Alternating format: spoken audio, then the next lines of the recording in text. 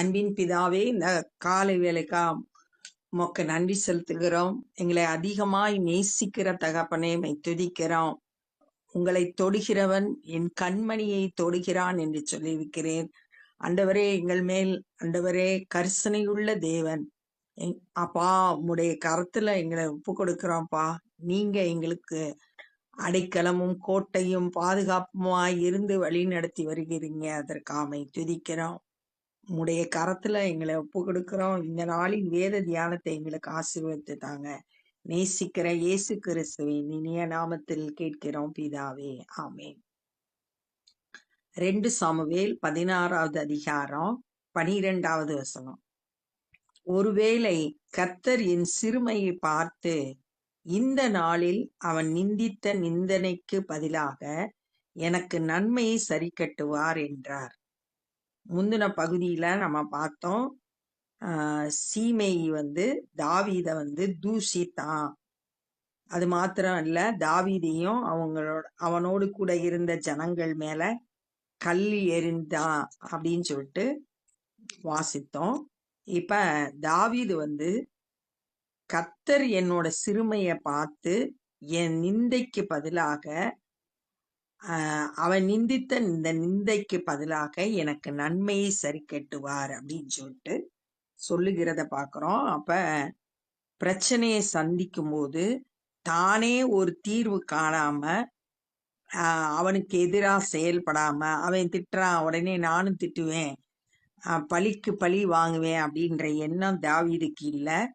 கர்த்தரே எனக்கு நன்மை செய்யணும், இந்த நிந்தைக்கு பதிலா கர்த்தர் எனக்கு நன்மை சரி கட்டணும் அப்படின்னு சொல்லிட்டு கர்த்தரை சார்ந்து வாழ்கிற தாவீத நம்ம இங்க பாக்குறோம். அப்படியே தாவீதும் அவன் மனுஷரும் வழியே நடந்து போனார்கள்.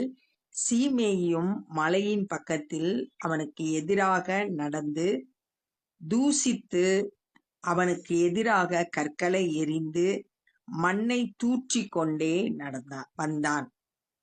தூசிக்கிறான், கல்லேறிறான், தூசித்து கொண்டே வர்றான், மண்ணை தூற்றி கொண்டே வர்றான், மண்ணை தூற்றுதான்.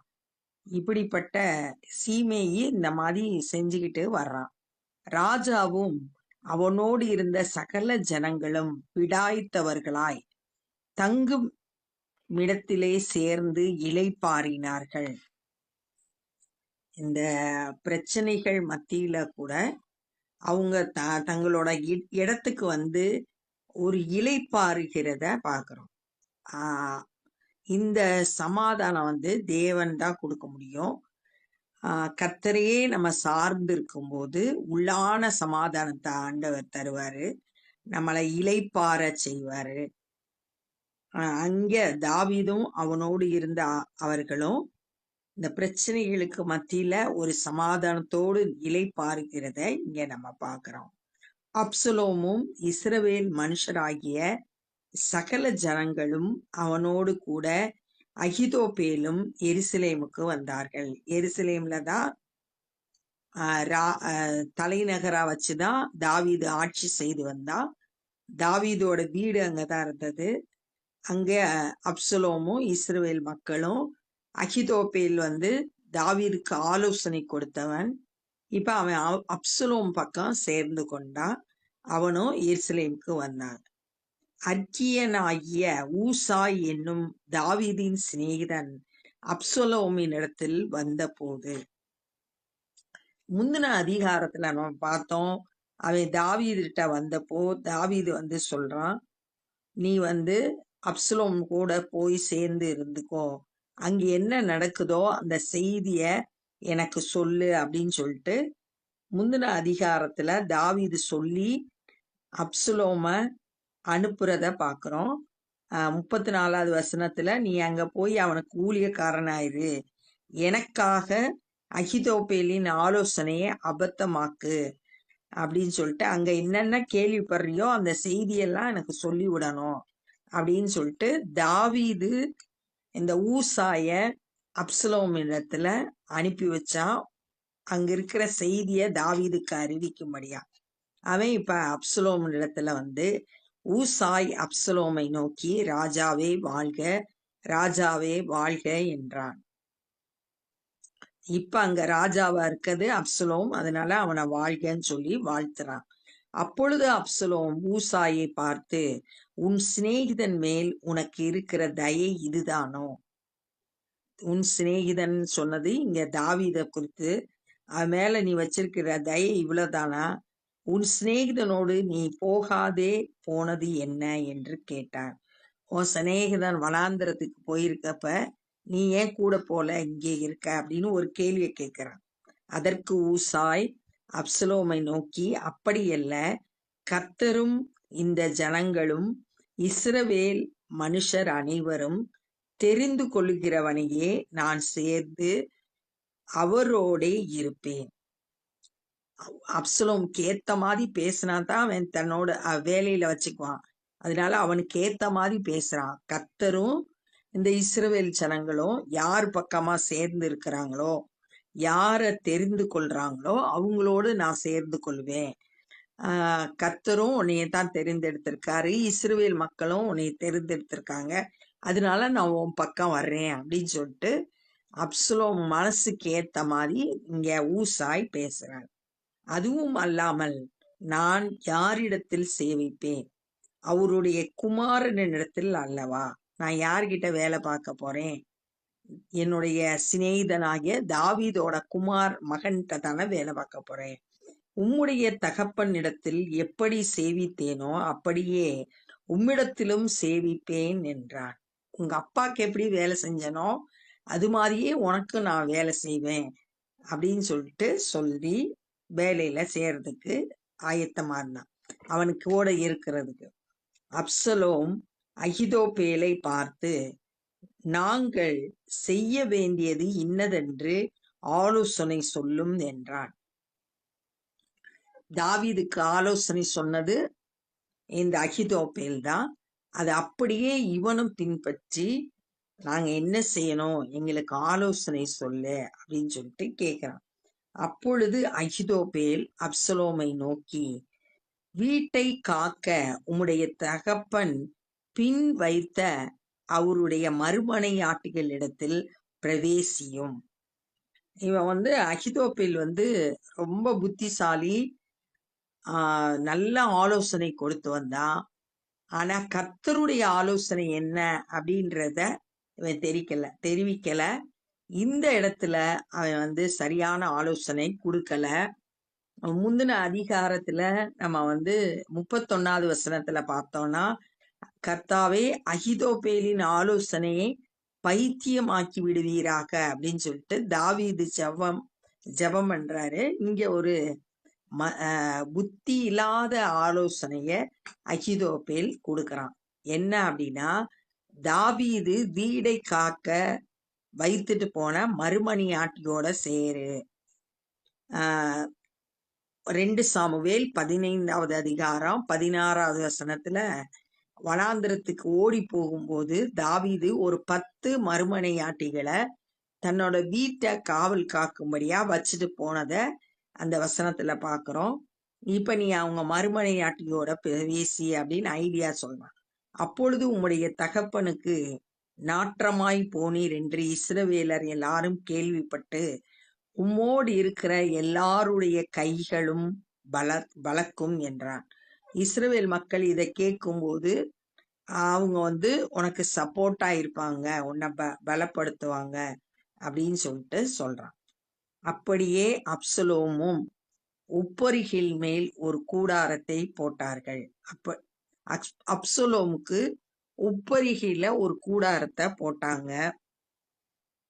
இந்த உப்பரிகையில இருந்துதான் தாவீது பத்சேபாளை பார்த்து பாவம் செய்தத 2 சாமுவேல் 11:2 நம்ம வாசிக்கலாம். இப்ப அப்சலோம் தவறு செய்யறதுக்கு இப்ப ஒரு கூடாரம் போடுறாங்க.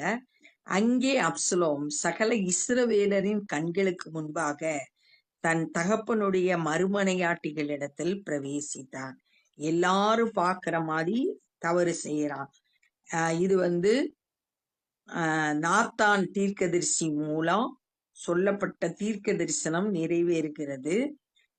2 சாமுவேல் 12வது அதிகாரம் 11வது வசனம், நான் உன் வீட்டில் பொல்லாப்பை உன்மேல் எழும்ப பண்ணி உன் கண்கள் பார்க்க உன் ஸ்திரீகளை எடுத்து உனக்கு அடுத்தவனுக்கு கொடுப்பேன்.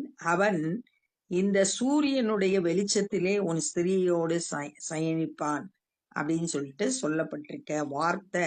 நீ ஒளிப்படத்தில் செய்தாய், ஆனால் இந்த காரியத்தை இஸ்ரவேலர் எல்லாருக்கும் முன்பாக சூரியனுக்கு முன்பாக செய்விப்பேன். அந்த தீர்க்க தரிசனம் நிறைவேறும்படியா இப்படியெல்லாம் நடக்குது.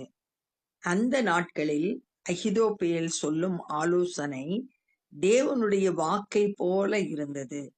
தேவன் பேசுற மாதிரியே நல்ல வார்த்தைகளை அகிதோப்பேல் சொல்லுவான். ஆலோசனை தேவனிடத்திலிருந்து வந்த ஆலோசனை சொல்ற மாதிரி சொல்லுவான். அப்படி அகிதோப்பேலின் ஆலோசனை எல்லாம் தாவீதுக்கும் இருந்தது. அப்சலோமுக்கு மாத்திரமல்ல, அதுக்கு முன்னாடி தாவீதுக்கும் அகிதோப்பேல் என்ன ஆலோசனை சொன்னாலும் அது தேவனுடைய வார்த்தையை போல இருந்துச்சு. அப்சலோமுக்கும் அப்படியே இருந்தது. தாவீதுக்கு எப்படி இருந்ததோ அது மாதிரியே அப்சலோமுக்கும் இவன் சொன்ன ஆலோசனைகள் இருந்தது அப்படின்னு சொல்லிட்டு பாக்குறோம்.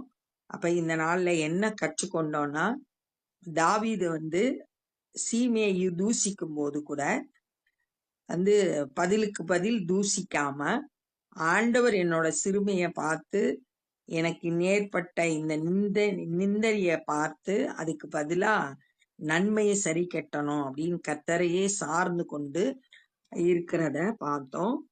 தாவீது சீமையை தாவீத தூசித்து கல்ல மண்ணை தூவி போனா. ஆனா தாவீதும் அவனோடு கூட இருந்தவங்களும் தங்கும் இடத்துக்கு போய் ஒரு இளைப்பாறினார்கள்.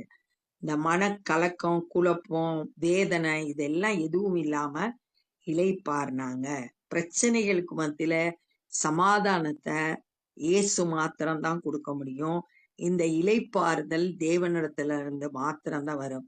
பிலிப்பியர் 4வது அதிகாரத்துல கூட நீங்க ஒன்றுக்கும் கவலைப்படாமல் எல்லாவற்றையும் தேவனுக்கு தெரியப்படுத்துங்கள், அப்பொழுது எல்லா புத்திக்கும் மேலான தேவ சமாதானம் உங்கள் இருதயங்களையும் உங்களை சிந்தனைகளையும் கிறிஸ்து இயேசுக்குள்ளாக காத்து கொள்ளும் அப்படின்னு சொல்லப்பட்ட மாதிரி இங்க ஒரு இளைப்பாறுதலுக்குள்ள போறாங்க.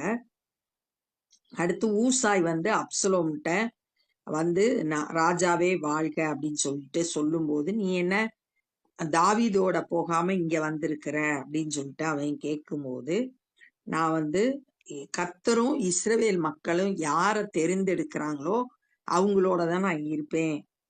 நீ தாவீதோட மகன், அதனால எப்படி உங்க அப்பாவுக்கு சேவிச்சனோ அது மாதிரி உனக்கு சேவிப்பேன் அப்படின்னு சொல்லிட்டு சொல்றான். அப்புறம் அப்சலோம் அகிதோப்பேலை கூப்பிட்டு நாங்க என்ன செய்யணும் எனக்கு ஆலோசனை சொல்லுன்றப்ப அவன் ஆலோசனை சொல்றான். நீ உங்க அப்பாவோட மறுமனையாட்டிகளோட சேரு அப்படின்னு சொல்றான். இதை இஸ்ரவேல் மக்கள் எல்லாம் பார்க்கும்போது, நீ உன் தகப்பனுக்கு எதிராக செயல்படுகிறத பார்த்து அவங்க எல்லாம் உன்னோட கை பலப்படும், உன்னைய சப்போர்ட் பண்ணுவாங்க அப்படின்னு ஐடியா கொடுக்குறான். அதே மாதிரியே அவனும் அவன் ஐடியா படி செய்தான். தாவீதுக்கு அகிதோப்பேல் சொன்ன ஆலோசனை தேவதூதனுடைய வார்த்தையை போல இருக்கும். அதே மாதிரி தேவனுடைய வாக்கை போல இருக்கும். அதே மாதிரி அப்சலோமுக்கும் அகிதோப்பேல் சொல்ற ஆலோசனைகள் எல்லாம் தேவனுடைய வாக்கை போல இருந்தது அப்படின்றத இந்த நாள்ல தியானிச்சோம். இப்ப நம்ம ஜெபம் பண்ண போறோம். அன்பின் பிதாவே, இந்த நாள்ல நாங்க கற்றுக்கொண்ட இந்த வேத பகுதிக்காய் நன்றி செலுத்துகிறோம். ஆண்டவரே, தாவீதை போல உம்மை சார்ந்து வாழக்கூடிய வாழ்க்கையை எங்களுக்கு தாங்க. ஆண்டவரே, எங்க மனதுல கசப்போ வைரோக்கியமோ விரோதமோ காணப்படக்கூடாது. உள்ளத்துல தேவ சமாதானம் ஆளுகை செய்யணும். எங்களை ஒப்பு கொடுக்கிறோம். ஆண்டவரே, மை துதிக்கிறோம், ஸ்தோத்தரிக்கிறோம். ஆண்டவரே, நான் உனக்கு ஆலோசனை தந்து உன்மேல் கண்ணை வைத்து உனக்கு ஆலோசனை தந்து வழி நடத்துவேன் என்று சொல்லியிருக்கிறேன். அப்பா, நீங்க சொல்லுகிற ஆலோசனையின்படி நடக்க எங்களை ஒப்பு கொடுக்கிறோம். இந்த நாள்ல சுவிசேஷ பணி செய்கிற ஒவ்வொருவரையும் கரத்தில் எடுத்து பயன்படுத்துங்க. சத்தியத்தை அறிந்து விடுதலை பெற்றுக்கொள்ள கிருபை செய்யுங்க. நாங்களும் உம்முடைய ராஜ்ய பணியிலே எங்களால் இயன்றதை செய்ய ஒப்பு கொடுக்கிறோம். நேசிக்கிற இயேசு கிறிஸ்துவின் இனிய நாமத்தில் கேட்கிறோம் பிதாவே, ஆமென். என் ஆத்துமாவே கர்த்தரை ஸ்தோத்திரி, என் முழு உலமே பரிசுத்த நாமத்தை ஸ்தோத்திரி. என் ஆத்துமாவே கர்த்தரை ஸ்தோத்திரி, கர்த்தர் செய்த சகல உபகாரங்களை மறவாதே. ஆமென். God bless you.